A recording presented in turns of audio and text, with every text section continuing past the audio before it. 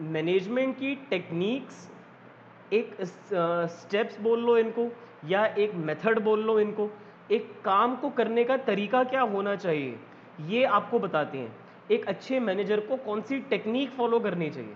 ठीक है, अब ज़रूरी भी नहीं है कि हर एक मैनेजर ये टेक्निक को फॉलो करे, राइट।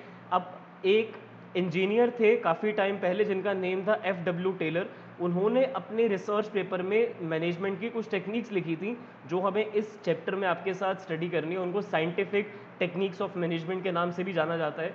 तो ये बेसिकली आपको एक क्राइटेरिया बताते हैं, आपको एक काम को करने का सही तरीका बताती है टेक्निक, कि आपको गोल को अचीव करने के लिए कौन से स्टेप्स फॉलो करने चाहिए। जैसे कि आपको अपनी ऑर्गेनाइजेशन में एक स्टैंडर्ड रखना चाहिए हर एक प्रोडक्ट के लिए। अब आप मार्केट से कोई भी प्रोडक्ट खरीद के लेके आते हो तो उसका एक स्टैंडर्ड होता है। सपोज करो कि आपने एक चॉकलेट मार्केट से परचेज करी, लेट्स सपोज डेयरी मिल्क की चॉकलेट आपने खरीदी। अब जब आप नेक्स्ट टाइम चॉकलेट मार्केट से परचेज करोगे तो क्या उस चॉकलेट का टेस्ट चेंज हो जाएगा, क्या उस चॉकलेट का साइज चेंज हो जाएगा, क्या उसका रैपर चेंज हो जाएगा? ऑब्वियसली शॉर्ट रन में तो नहीं, लॉन्ग रन में वैरायटीज कंपनी इंट्रोड्यूस करती है, बट एक स्टैंडर्ड रखना पड़ता है। I hope you are getting what I am trying to say. तो ये एक टेक्निक है मैनेजमेंट की, कि अच्छी मैनेजमेंट वहाँ पर होती है जहाँ पर एक स्टैंडर्ड होता है। ऐसा नहीं होना चाहिए कि आप स्टेशनरी शॉप से एक XYZ कंपनी का पेन खरीदने के लिए गए, फिर नेक्स्ट टाइम आपने सेम कंपनी का पेन उस शॉप से डिमांड करा और आपको पेन उसी सेम कंपनी का तो मिल गया, बट उसका साइज़ डिफरेंट है, शेप डिफरेंट है, कलर डिफरेंट है और उसका इंक डिफरेंट है। तो ऐसा नहीं होना चाहिए ना, एक स्टैंडर्ड होना चाहिए।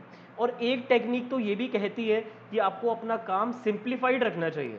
फॉर एग्जाम्पल, अगर आपने अपना रेस्टोरेंट स्टार्ट करा और आपके मेन्यू में टोटल 10 आइटम्स हैं, अब 10 आइटम्स में से अगर 2 आइटम लोग बहुत कम चांसेस है कि ले रहे हैं, मतलब एक हफ्ते में 1 या 2 कस्टमर आते हैं मुश्किल से जो वो उन 2 स्पेसिफिक आइटम को ऑर्डर करते हैं, तो उन 2 स्पेसिफिक आइटम को मेन्यू से कट कर दो, क्योंकि उन आइटम्स को प्रिपेयर करने के लिए आपको पहले इंग्रेडिएंट्स तैयार करने पड़ते हैं, पहले उनको सर्व करने से पहले फाइनल प्रोडक्ट में आपको पहले उनकी प्रिपरेशन करनी पड़ती है, आपको उनके इंग्रेडिएंट्स लेके तैयार करने पड़ते हैं। तो इसीलिए उन उन आइटम्स को अगर आप एलिमिनेट कर दोगे तो आपकी हेडेक खत्म हो जाएगी उनके रॉ मटेरियल अपने रेस्टोरेंट में रखने की, जो भी मतलब इंग्रेडिएंट्स रखने की।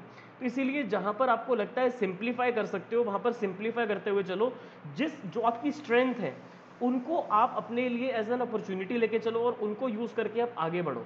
जो आपकी वीकनेसेस हैं उनको चैलेंज लेके आप खुद को इम्प्रोवाइज करने की कोशिश मत करो, क्योंकि कॉम्पेटिटर जो आपके हैं वो चीज़ आपसे अच्छी कर सकते हैं। तो आप जिस चीज़ में अच्छे हो आप उस चीज़ पे ध्यान रखो, तो वो आपको टेक्निक्स जब पढ़ोगे तब अच्छे से समझ में आएगा। तो आई होप आपको प्रिंसिपल्स और टेक्निक्स में फ़र्क समझ में आ गया है। टेक्निक एक बेसिकली साइंटिफिक टूल है जिसको आप यूज़ कर सकते हो कोई भी गोल को अचीव करने के लिए, और principal on the other hand एक गाइडलाइन है जिसको आप यूज़ कर भी सकते हो और नहीं भी कर सकते हो, उसको मॉडिफाई कर सकते हो, वो फ्लेक्सिबल होते हैं। और प्रिंसिपल्स मैनेजमेंट के लिए एक्चुअली बहुत ज़्यादा इंपॉर्टेंट है। प्रिंसिपल्स के बिना एक अच्छा मैनेजर कभी भी सक्सेसफुल बन ही नहीं सकता। हालांकि आई एम नॉट सेइंग कि all the principles are to be applied, it depends upon manager to manager, कौन सा प्रिंसिपल किस मैनेजर को पसंद आता है और कौन सी टेक्निक किस मैनेजर को पसंद आती है अप्लाई करने के लिए। तो अब आने वाली क्लासेस में हम लोग देखते हैं कुछ प्रिंसिपल्स और टेक्निक्स, एंड आप जब फ्यूचर में मैनेजर बनते हो तब आप लोगों की चॉइस होगी कि कौन सा प्रिंसिपल कौन सी टेक्निक आपको अपने मैनेजमेंट के करियर में अप्लाई करनी है।